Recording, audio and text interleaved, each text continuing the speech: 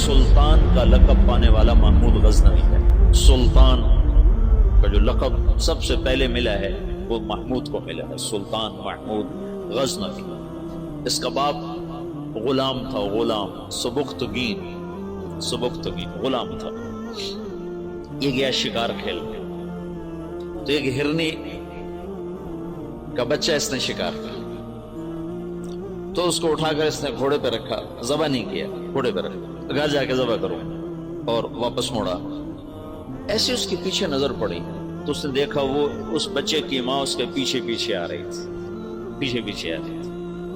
تو اس نے اس کو دیکھا تو اسے ترس آیا، تو اس نے بچے کو چھوڑ دیا. تو بچہ جا کے ماں سے جو ملا تو ہرنی نے تشکرانہ یوں سبکتگین کے آگے یوں سر جھکایا کہ تیری بڑی مہربانی. رات کو سبکتگین نے خواب دیکھا کہ تو نے مخلوق پہ رحم کیا، اس کے سلے میں اللہ نے تیری اولاد کے لیے بادشاہی کا فیصلہ کر دیا. تو سبکتگین نوکر سے ایک صوبے کا گورنر بنا اور محمود غزنوی آدھی سے زیادہ دنیا کا بادشاہ بنا. اور غزنوی غزنہ پوری دنیا کا، غزنی پوری دنیا کا کسی زمانے میں سب سے خوبصورت شہر بنا. محمود 35 سال کی حکومت کے بعد فوت ہوا ہے 416 ہجری میں. 1974 میں غزنی میں زلزلہ آیا اور محمود کا مزار بھی ٹوٹ گیا، قبر بھی پھٹ گئی. ظاہر شاہ کا مرحوم کا زمانہ تھا، تو اس نے قبر کو دوبارہ اور گنبد کو، مزار کو دوبارہ بنوانے کا حکم دیا. تو انہیں ساری قبر کھول، ساری قبر کھودی تو اندر کچھ بھی نہیں تھا.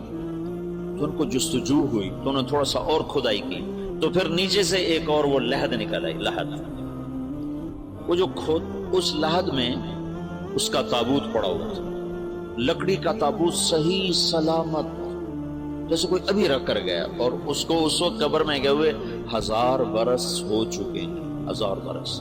وہ لکڑی سلامت ہے. تو ان کو جستجو ہوئی، جب لکڑی سلامت ہے تو اندر پتہ نہیں کیا ہوگا. تو ایک فرانسیسی انجینئر تھا، وہ کھول رہا تھا. اس نے پیچ کھول کے جب ڈھکن اٹھایا تو بے ہوش ہو کے پیچھے گرا، یوں گرا. تو پیچھے جو مسلمان تھے انہوں نے آگے دیکھا تو محمود اپنے تابوت میں ایسے پڑا تھا جیسے ابھی سویا، اور اس کا سیدھا ہاتھ سینے پر تھا یہاں، اور اس کا کفن یہاں تک ہٹا ہوا تھا. آدھا سینہ اس کا ننگا تھا اور سینے پر ہاتھ تھا، اور ایسے سویا تھا جیسے ابھی کوئی اس کو سلا کر گیا. تو انہوں نے ہاتھ کو اٹھا کر دیکھا تو نرم گوداز. تو پھر اس کو رکھا، بند کیا، وہاں دوبارہ اس کو دفن کیا. میرے محبوب صلی اللہ علیہ وسلم ایسی زندگی لائے ہیں کہ مسجد کا امام نہیں، 3 بر اعظم کا بادشاہ بھی مرنے کے بعد ایسے اعزاز پا سکتا. شہید بھی نہیں ہے، تبھی موت مرا ہے.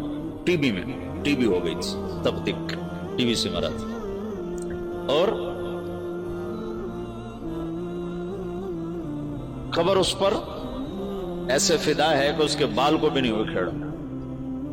ایسی زندگی اسلام ہمیں دیتا ہے کہ مر کے بھی زندہ رہ جاؤ.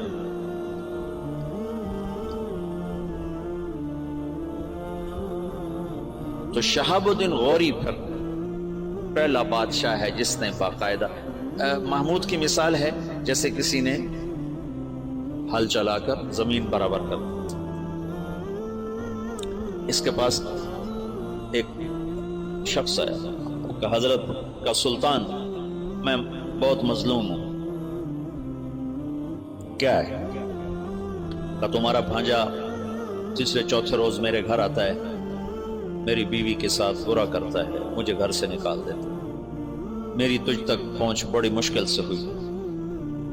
تو محمود کا رنگ غصے سے سرخ ہو. اس نے کہا آئندہ جب ایسا واقعہ ہو فوراً میرے پاس آ. اور درباریوں سے کہا یہ شخص جب پہنچے، میں سو بھی رہا ہوں تو مجھے اٹھایا جائے.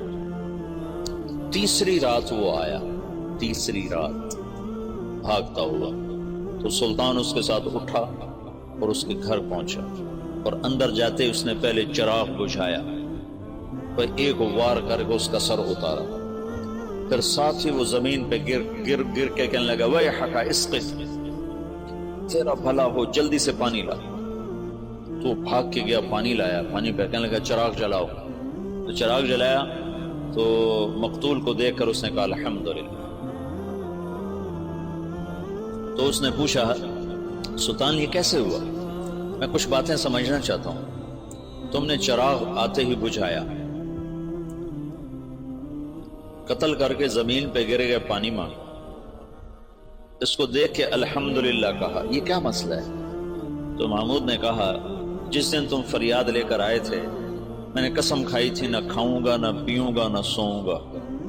میں 3 دن سے بھوکا بھی ہوں، پیاسا بھی اور جاگا بھی ہوں، کہ جب تک تیری مدد نہ کر لوں میرے اوپر کھانا پینا سونا حرام.